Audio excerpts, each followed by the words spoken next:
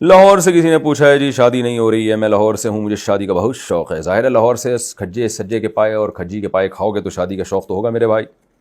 پھر لاہور کے لوگ ویسے بھی بڑے صحت مند ہوتے ہیں۔ کہتے ہیں جی میں لاہور سے ہوں، مجھے شادی کا بہت شوق ہے لیکن ہو نہیں رہی۔ ایسے بہت سارے لوگ ہیں جن کو بہت شوق ہے لیکن نہیں ہو رہی ان کی، تو آپ ٹینشن نہ لیں۔ کہہ رہے ہیں الٹا ڈپریشن کی طرف جا رہا ہوں، بہت مشکل سے 1 سال پہلے منگنی ہوئی تھی، گھر والوں کو کہہ کے تھک گیا ہوں، مجھے کوئی حل بتا دیں تاکہ میں میڈیسن کی طرف جانے سے رک جاؤں۔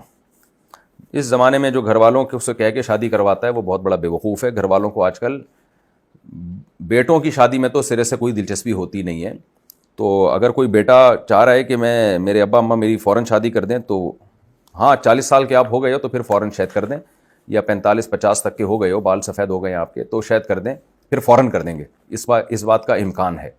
لیکن اگر آپ ابھی ینگ ہو، 20-25 سال کے ہو یا 18 سال کے ہو تو پھر ماں باپ نہیں کرتے۔ پھر اس کا طریقہ یہی ہے کہ آپ خود کر لیں، فری لانسنگ کے ذریعے کمائیں یا کسی اور طریقے سے ٹیوشن بچوں کو پڑھائیں، کسی بھی طریقے سے کمانا شروع کر دیں، اور کوئی غریب لڑکی آپ کو مل جائے آپ شادی کر لیں۔ اس نیت سے کر لیں کہ جب پیسہ آئے گا تو پھر کسی مالدار سے بھی کر لیں گے۔ تو یہی ہوتا ہے میرے بھائی، اسی سے آپ کی ڈپریشن انشاءاللہ ختم ہو جائے گی۔ دوسری قسم کی ڈپریشن شروع ہو جائے گی لیکن یہ والی ختم ہو جائے گی۔ تو وہ والی ڈپریشن آسان ہے، اس کے لیے میڈیسن نہیں کھانی پڑتی۔ اچھا بھائی، یعنی اللہ نہ کرے تو ہو جائے دوسری قسم کی ڈپریشن، ایک مثال دے رہا ہوں کہ بعض دفعہ ایسا ہوتا ہے لیکن انشاءاللہ آپ کے ساتھ نہیں ہوگا، آپ اچھے جذبے سے شادی کریں۔ خون آلودہ ہاتھ دیوار پر چھاپنا۔ پاکستان سے کسی نے پوچھا ہے جی یہ پاکستان سے کیا مطلب، شہر بتانا چاہیے، آپ لوگ نہ نام بتاتے ہیں نہ شہر بتاتے ہیں۔ کوئی پرسنل سوال ہو تو چلو آدمی اپنا نام چھپائے نا، نارملی اپنا نام کیوں چھپا رہے ہو بھائی؟ میرا سوال یہ ہے کہ قربانی کرتے ہوئے یعنی جانور کے گلے پر چھری پھیرتے ہوئے جو خون ہاتھ پر لگے، کیا اس خون سے بھرے ہوئے ہاتھ کو گھر کی دیواروں پر چھاپنے سے گھر سے شیطان دور رہتے ہیں؟ بالکل غلط بات ہے، بلکہ شیطان اور قریب آئیں گے، اس لیے کہ گندگی اور ناپاکی کو دیکھ کے شیطان آتے ہیں۔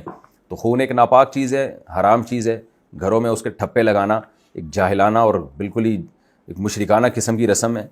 تو ایسی چیزوں سے شیطان آتے ہیں، جاتے نہیں ہیں۔ والدہ کی بد دعا کا خوف۔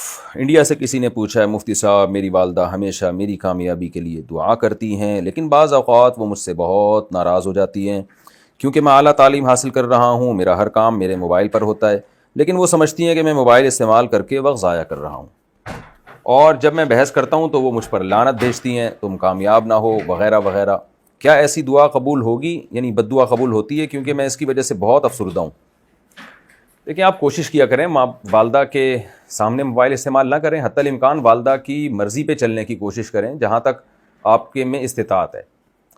تو اس کے باوجود بھی والدہ بد دعا دیتی ہیں تو یہ غلط ہے، والدہ کو ایسا نہیں کرنا چاہیے، اور آپ اللہ سے دعا کیا کریں کہ اللہ والدہ کی بد دعا سے کے اثر سے مجھے بچا، کیونکہ ماں باپ کی بد دعائیں بھی بہت لگنے کا زیادہ امکان ہوتا ہے اور دعائیں لگنے کا امکان بھی زیادہ ہوتا ہے۔ تو احتیاط کریں اس میں، اپنی کوشش کے باوجود پھر مائیں اگر بد دعا دے رہی ہیں تو اللہ سے امید کی جا سکتی ہے انشاءاللہ وہ بد دعا نہیں لگے گی، لیکن آپ کی والدہ کو بھی سوچنا چاہیے، یا جتنی بھی مائیں ہیں، حدیث میں آتا ہے کہ خواتین جو جہنم میں جائیں گی اس کی ایک بہت بڑی وجہ ہے تکثرن اللعن، کہ لعن طعن بہت کرتی ہیں، بد دعائیں بہت دیتی ہیں۔ تو یہ صرف یہ آپ کے لیے خطرناک نہیں، آپ کی والدہ کے لیے بھی بہت زیادہ خطرناک ہے اگر وہ بد دعائیں زیادہ دیتی ہیں۔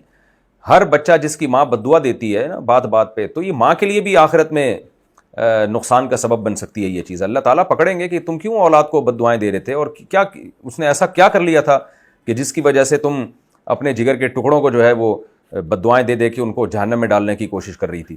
اس لیے عورت کے لیے بہت خطرناک ہے کہ وہ اپنے اولاد کو بد دعا دے، تو یہ اس سے اجتناب کرنا چاہیے۔